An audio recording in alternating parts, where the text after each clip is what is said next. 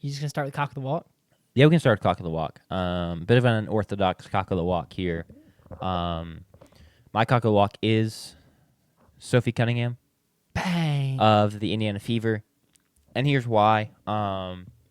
It's been a kind of a theme the past 2 years, especially this year in the WNBA, of the refs not really knowing how to control the game, and players just kind of getting away with blatant shoves and whatnot, or player A shoves player B falls over, doesn't really retaliate, both get techs, right? Happened in the Fever game that I'm referencing here. Yep. Happens a lot to Caitlin Clark, but just in general, we've seen a lot of WNBA players get injured because the refs are just letting the girls play to a way too extreme extent. Specifically with Caitlin Clark, though, I've kind of been tired of her getting pushed and shoved around with no reaction, because that's your superstar, right? Mm-hmm. That's a top player in the league. She's supposed to run this league in a couple years. She almost does it now, right? She's a huge ratings boost, yada, yada, yada. But she'll get knocked to the ground. There's no help from the officials, and there's not really much backing it from the teammates. Mm-mm. It was a big problem last season. Yeah. Last year was worse. Well, here's what I'm going to say. Sophie Cunningham comes through and after that happens, decides to run a girl down and basically tackle her to the floor. And then gets up, pulling on her hair. And I don't remember exactly what she says anymore, but it's a pretty clear, like, this is what you get for messing with my girl and my teammate. She basically tried to hit the guillotine as she pulled her down. It was crazy. It was a UFC move. Yeah. So I love to see it, because if the officials aren't going to officiate the game It's kind and of protect players, someone's on the team has to do it. And doesn't hockey have like players whose designation is you are the fighter? I'd assume so.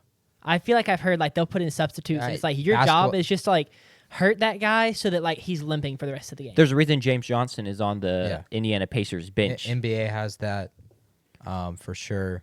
We need to start doing that in angle ball. Can you imagine? Like, Dude, if I'm just fire. trash talking Sanders one game and then I'm just like, get him. you just point to like Jonathan Shelton or something. He just runs me over. I'm down. That would be hilarious, I think, personally. But no, shout out Sophie, because that was a huge problem last season for the Fever. Was I'll never. Caitlin Clark was getting abused. The one where Kennedy Carter, like just like blind side, like shoulder to the small of her back, knocked her down, and Kennedy's teammates were on the bench and got up and started like clapping and cheering, and I was just like, they're just not even hiding it. Like, that's crazy. Well, she didn't get Anything. Yeah. There's no punishment. I love NBA Centel reaching the WNBA fans. Okay, well, I was gonna say that. Oh. Well, we have. I was gonna talk about the NBA players. They'll be like, she was fined $83.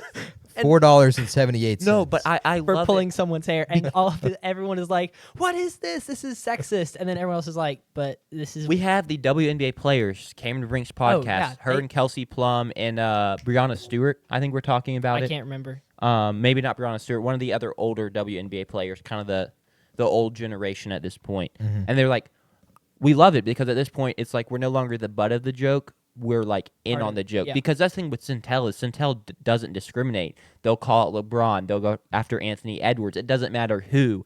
If they can make a joke, they're gonna make a joke, and that's all that is really is. Yeah. He's making a joke at someone's expense, but he does it with everyone. And so they're just almost have to be included at that point. And I think personally that's the right mentality is Centel's a glorious account. Yeah. Enjoy it for what it is. The people that don't are mad make are it the too burners. seriously. The burners are mad, and I don't care if the burners are mad. They can get over it. Going to start taking coaching seriously. That was Hall of Fame. That's glorious, yeah. Going to start that a taking coaching. That was a Doc Rivers one. It was the Bucks were playing bad, and Centel tweeted, Doc Rivers reportedly said that he was going to start taking coaching And they started seriously. winning after that tweet.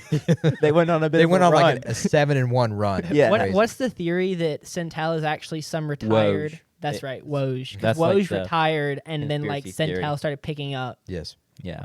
but it's just so good. Centel is the classic. If you just say enough stuff, like eventually you're gonna be. You're gonna get hits. Yeah, you're gonna be early He doesn't to the miss news. though. Is what's crazy. Yeah. He like rarely. His misses. success rate Well, is no, high. no, I'm saying like he says like no, I'm talking about like as far as news go because he'll start breaking. He breaks news. Oh yeah, sure. And then 2 weeks it later, helps. Yeah. 2 weeks later, he did that it with happens. Tom Thibodeau firing. Exactly. He purported And then it like Shams gave him credit on one of after the loss of Game 2. on one of I think it was on Pat McAfee's show was like this happened and yeah he tweeted it a week ago and Yeah. so shout out to him. so he's either a super early insider or who knows what.